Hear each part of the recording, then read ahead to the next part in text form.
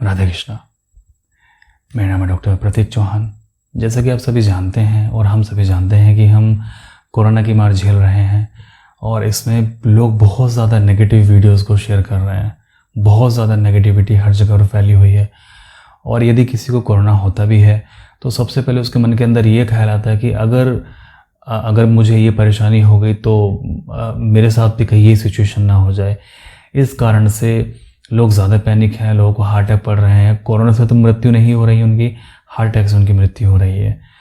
तो आपको ऐसी वीडियो को तुरंत डिलीट कर देना चाहिए और आपको ऐसी वीडियोस को शेयर करना चाहिए जो कि पॉजिटिव हों, जो कि लोगों के अंदर एक उम्मीद जगाएं। मैं आज आपके सामने एक ऐसी ही वीडियो शेयर करने वाला हूँ, शायद आप उसको देख चुके हों पहले से, परंतु मैं आज आपके सामने ऐसी वीडियो शेयर करने वाला हूँ कि डॉक्टर ने कहा था कि 85% फेफड़े बिल्कुल ख़राब हो चुके हैं। 85% फेफड़े बिल्कुल काम के नहीं हैं। तो ये महिला हैं, ये लड़की है ऋतु। आज उनकी वीडियो हम देखते हैं। डॉक्टर ने कहा था कि 85% फेफड़े बिल्कुल ख़राब हैं और सुनते हैं कि वो क्या कह रही हैं।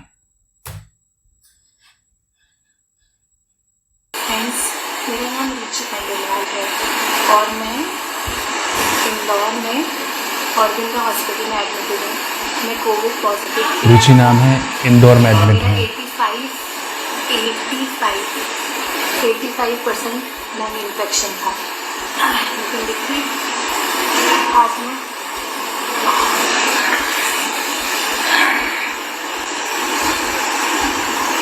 बिना ऑक्सीजन के भी जी पा रही हूँ। उन्होंने कहा कि बिना ऑक्सीजन के भी जी पा रही हैं। क्यों जी पा रही हूँ? क्योंकि मैंने कभी हिम्मत नहीं की। मैंने कभी ये नहीं बोला लोगों से कि मुझे बीमारी है, मुझे बहुत बड़ी बीमारी है, मुझे कोविड है। आप एक्सेप्ट मत करो कि आपको कोविड है। आप समझ रहे हो? आप कभी भी ये चीज़ कभी किसी से मत कहो कि आपको बीमारी है, क्योंकि वो चीज़ आपके दिमाग में जाती है और आपको पागल कर सकती है। मैंने यहाँ पर अस्पताल में पिछले 5-7 दिन से, शायद उससे भी कम दिन से मैं प्रोन वेंटिलेशन कर रही हूँ। प्रोन वेंटिलेशन मतलब सीढ़ी तकिया है। इस तकिए को हमने नीचे रख दिया। एक तकिया है, एक तकिए को हमने पैर की तरफ रख दिया और हम इस तरीके से पेट के बल उल्टा लेट जाए, ऐसे उल्टा लेट जाए, ठीक है। और डीप ब्रीदिंग करें, पेट के बल लेट कर डीप ब्रीदिंग, ऐसे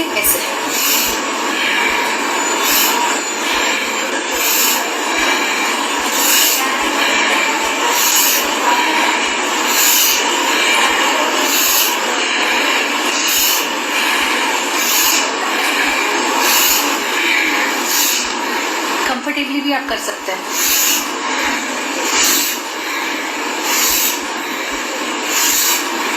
क्योंकि हर बार ऑक्सीजन सिलेंडर नहीं रहता हमारे पास, हर बार हमारे पास ऑक्सीजन की फैसिलिटी नहीं रहती और अगर ऐसी इमरजेंसी सिचुएशन आ जाए तब क्या कर सकते हैं? आप उल्टा लेटकर पेट के बल ऐसे प्रोन वेंटिलेशन करके अपने आप को ज़िंदा रख सकते हैं। मेरा ऑक्सीजन लेवल सुबह 80 के भी नीचे चले गया था, 79, 78। उस वक्त ऑक्सीजन भी नहीं थी, तो उस वक्त मैंने क्या कर, तुरंत मैंने प्रोन वेंटिलेशन किया। ऐसे तकिया रख लिया और ऐसे उल्टा लेटकर पेट के बल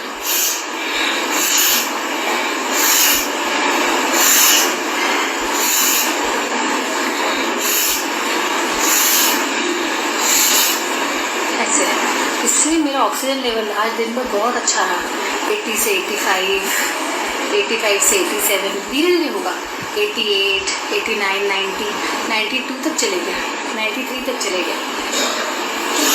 एक बार मैं एक और वीडियो बनाऊंगी जिसमें मैं यहाँ पर ऑक्सीमीटर लगाकर और ऐसे प्रोन वेंटिलेशन करके, मतलब ऐसे ऐसे आपको अपना ऑक्सीजन लेवल बढ़ाकर बताऊंगी। चलिए, जीतिए इंडिया, आपको जीतना है और आपको बिल्कुल नहीं सोचना है। मैं भी तो कोविड वॉरियर हूँ, मैं भी तो लड़ रही हूँ, हर पल मौत से लड़ रही हूँ। 85 से मेरा आज इन्फेक्शन 55 आया, फिर भी मैं बहुत खुश हूँ। तो आप सिर्फ पॉजिटिव रहिए लाइफ में। चलिए, बाय बाय इंडिया। तो देखिए, आपने वीडियो देखी और ये कितना हंस रही हैं और कितना स्माइलिंग करके बता रहे हैं, जबकि इन्होंने कहा कि 80 से नीचे इनका पहुंच गया था ऑक्सीजन लेवल। तो इसको कहते हैं फाइट करना। और मैंने देखा है कि मैंने पर्सनली देखा है कि अगर ऑक्सीजन लेवल 92 भी जा रहा है तो लोग इतने पैनिक हो रहे हैं कि बस डॉक्टर साहब बचा लीजिए, इस बार बचा लीजिए बस। क्या ये, अगर आप इतना घबराएंगे, इतना पैनिक आप होंगे तो फिर कैसे काम चलेगा? आप अपने फैमिली को भी होपलेस कर दोगे। लड़िए, फाइट कीजिए। आपने देखा, इन बहन की बात आपने सुनी, इन्होंने कितने अच्छे से सभी चीज़ें समझाई और यही चीज़ें दुनिया का हर एक डॉक्टर आज कह रहा है कि प्रोन वेंटिलेशन आप कीजिए, इससे काफ़ी ज़्यादा इफेक्ट पड़ेगा। और लड़िए आप। और सबसे अच्छी चीज़ उन्होंने ये कही है कि अपने आप को पॉजिटिव रखिए। आप सोचिए ही मत कि आपको कोरोना है, क्योंकि फिर आपके दिमाग पर अटैक करता है, आपको स्ट्रेस देता है। आपने देखा होगा कि मैंने मनोविज्ञान वाली वीडियोस मैंने पहले बनाई हुई हैं और मनोविज्ञान वाली वीडियोस में मैंने यही कहा था कि अगर एक बीमारी का ट्रीटमेंट हम सोच के चलते हैं नेगेटिव ख्यालों में और एक पॉजिटिव, मैंने एक मधुमक्खी का चित्र आपको दिखाया था। मधुमक्खी, मैंने बताया था कि एक व्यक्ति है, मधुमक्खी को देख के उसके मन के अंदर ख्याल आता है कि अगर ये मुझे काट लेगा तो मेरा क्या होगा। एक व्यक्ति है, उसको मधुमक्खी को देख के उसके अंदर ख्याल आता है कि यार मधुमक्खी से कितना गुणकारी शहद हमें मिलता है। तो आप मुझे बताइए, जिसके मन में ये ख्याल आया कि मधुमक्खी मुझे काट लेगी, उसके शरीर से किस तरह के हार्मोन्स निकले उस समय। या जिस व्यक्ति ने ये सोचा कि मधुमक्खी से हमें कितना शुद्ध और कितना हेल्दी शहद हमें मिलता है, तो उस व्यक्ति के अंदर से किस तरह के हार्मोन निकले। एक व्यक्ति की सोच में था प्रेम, एक व्यक्ति की सोच में था सम्मान मधुमक्खी के प्रति कि ये हमें कितना शुद्ध शहद देती है, जो कि हमारे लिए काफ़ी गुणकारी होता है। एक आदर था, एक सम्मान था, एक सकारात्मक सोच थी। प्रकृति की तरफ से दिए हुए तोहफे के लिए उसके मन के अंदर सम्मान था। तो जाहिर सी बात है कि उसके अंदर एक सकारात्मक हार्मोन्स, सकारात्मक रसायन उसके अंदर निकले होंगे, पॉजिटिव रसायन उसके अंदर निकले होंगे। वहीं दूसरी ओर जहाँ व्यक्ति ने सोचा अगर ये मुझे काट खाएगा तो मेरा क्या होगा, मेरी आंखें सूज जाएंगी, मुझे बुखार आ जाएगा, कहीं ऐसा ना हो कि मर ही जाऊं, तो उसके अंदर एक डर का भाव पैदा हुआ। और डर के भाव से तो कहते हैं ना कि जो डर गया वो मर गया। तो डर का भाव जहाँ ये पैदा हुआ तो वहाँ पे नकारात्मक हार्मोन्स आपके निकलने शुरू हो गए, नेगेटिव हार्मोन्स आपके निकलने शुरू हो गए, जो कि ऑटोमेटिकली आपके इम्यून सिस्टम को शट डाउन कर देते हैं। एक नेगेटिव हार्मोन और एक पॉजिटिव हार्मोन, नकारात्मक सोच और एक सकारात्मक सोच। सकारात्मक सोच आपकी बीमारी से लड़ने में मदद करती है। सकारात्मक सोच आपको बहुत ज़्यादा ताकतवर, बहुत ज़्यादा मजबूत बना देती है और यही नकारात्मक सोच आपको नीचे गिरा देती है। यहाँ तक कि नकारात्मक सोच आपको मार भी देगी। सांप के जहर से इतने लोग नहीं मरते जितने सांप के काटने की दहशत से लोग मर जाते हैं।